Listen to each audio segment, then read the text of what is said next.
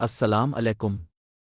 الحمدللہ جس نے وقت کو پیدا فرمایا اور اس کے بعض حصوں کو دوسروں پر فضیلت عطا فرمائی، کچھ مہینے دن اور راتیں ایسی بنائیں جن میں اجر و ثواب کئی گنا بڑھا دیا جاتا ہے۔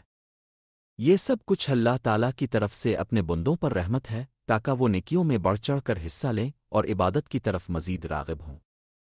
اس طرح ایک مسلمان کو نیکیوں کے حصول کے لیے نئے جذبے اور شوق سے کوشش کرنے کا موقع ملتا ہے۔ عبادت کے یہ موسمی مواقع بہت سی بھلائیاں اپنے ساتھ لاتے ہیں، جن میں اپنی کوتاہیوں کی تلافی، ماضی کی غلطیوں کی اصلاح اور چھوٹ جانے والے اعمال کی تکمیل شامل ہے۔ ان مخصوص اوقات میں سے ہر ایک میں کوئی نہ کوئی عبادت ایسی ضرور ہوتی ہے جس کے ذریعے بندہ اللہ کے قریب ہو سکتا ہے، اور اللہ تعالیٰ جسے چاہے اپنی رحمت و فضل سے نوازتا ہے۔ مسلمان کو چاہیے کہ وہ اپنی زندگی کی قدر کرے، اللہ کی عبادت میں اضافہ کرے اور نیک اعمال پر ثابت قدمی اختیار کرے۔ عبادت کے ان خاص مواقع میں سے ایک موقع ذوالحجہ کے پہلے 10 دن ہیں، جنہیں اللہ تعالیٰ نے سال کے تمام دنوں پر فضیلت دی ہے۔ رسول اللہ نے فرمایا، کوئی دن ایسے نہیں جن میں کیا ہوا عمل اللہ کو ان دنوں میں کیے ہوئے اسی عمل سے زیادہ محبوب ہو، یعنی ذوالحجہ کے پہلے 10 دنوں میں۔ صحابہ رضی اللہ عنہم نے عرض کیا، اے اللہ کے رسول، اللہ کی راہ میں جہاد بھی نہیں؟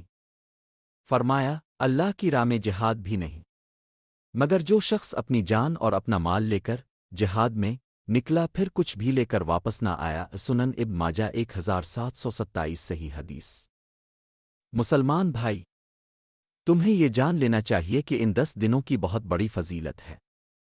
اللہ تعالیٰ نے ان کی قسم کھائی ہے، اور کسی چیز کی قسم کھانا اس کی عظمت اور اہمیت کی دلیل ہوتا ہے۔ قسم ہے فجر کی اور 10 راتوں کی سورہ الفجر 89، 1-2 یا ان آیات میں مراد ذوالحجہ کے پہلے 10 دن ہیں۔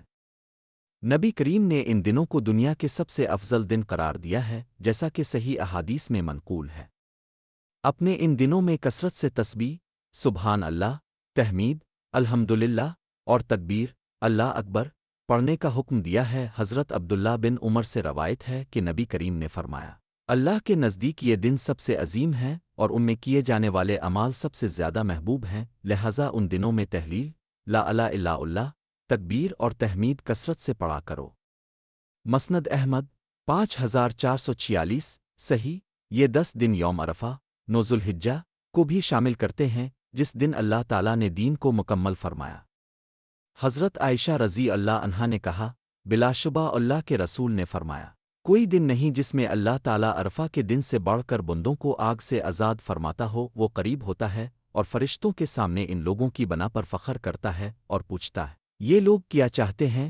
صحیح مسلم 1348۔ حضرت ابو قتادہ رضی اللہ عنہ سے روایت کی کہ ایک آدمی رسول اللہ کی خدمت میں حاضر ہوا اور پوچھا، اب کس طرح روزے رکھتے ہیں؟ اس کی بات سے رسول اللہ غصے میں آ گئے، اور عرفہ کے دن کا روزہ میں اللہ سے امید رکھتا ہوں کہ پچھلے سال کے گناہوں کا کفارہ بن جائے گا اور اگلے سال کے گناہوں کا بھی۔ صحیح مسلم 1162۔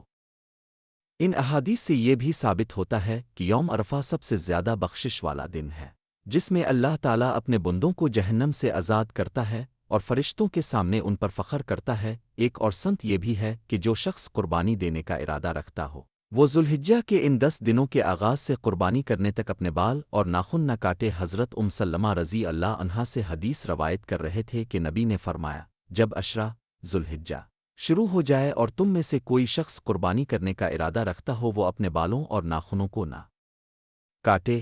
صحیح مسلم 1977۔ اس ممانعت کی حکمت یہ ہے کہ وہ شخص ان دنوں میں بعض احرام کی حالت والوں سے مشابہ ہو جائے اور اللہ کی قربت کے لیے اپنے آپ کو مکمل طور پر وقف کر دے۔ ان 10 دنوں میں جن نیک اعمال کی کوشش کرنی چاہیے ان میں شامل ہیں روزہ رکھنا، خاص طور پر 9 ذوالحجہ یوم عرفہ کا روزہ رکھنا سنت ہے، کیونکہ نبی کریم نے ان دنوں میں نیک اعمال کی ترغیب دی اور روزہ بہترین نیکیوں میں سے ہے۔ تکبیرات پڑھنا ان دنوں میں اللہ اکبر، الحمدللہ، لا الہ الا اللہ، سبحان اللہ کی کثرت سے تلاوت سنت ہے۔ دیگر نیک اعمال میں اضافہ، کیونکہ اللہ تعالیٰ کو نیک اعمال بہت پسند ہیں اور ان پر عظیم اجر عطا فرماتا ہے۔ قربانی دینا، قربانی اللہ کے قریب ہونے کا اہم ذریعہ ہے، اس لیے اچھی اور معیاری قربانی کا جانور چننا چاہیے۔ سچی توبہ کرنا ان دنوں کی اہم عبادتوں میں سے ایک یہ ہے کہ بندہ سچے دل سے توبہ کرے اور تمام گناہوں اور نافرمانیوں کو ترک کر دے۔ اللہ تعالیٰ ہمیں ان بابرکت دنوں کی قدر کرنے کی توفیق دے اور ان سے زیادہ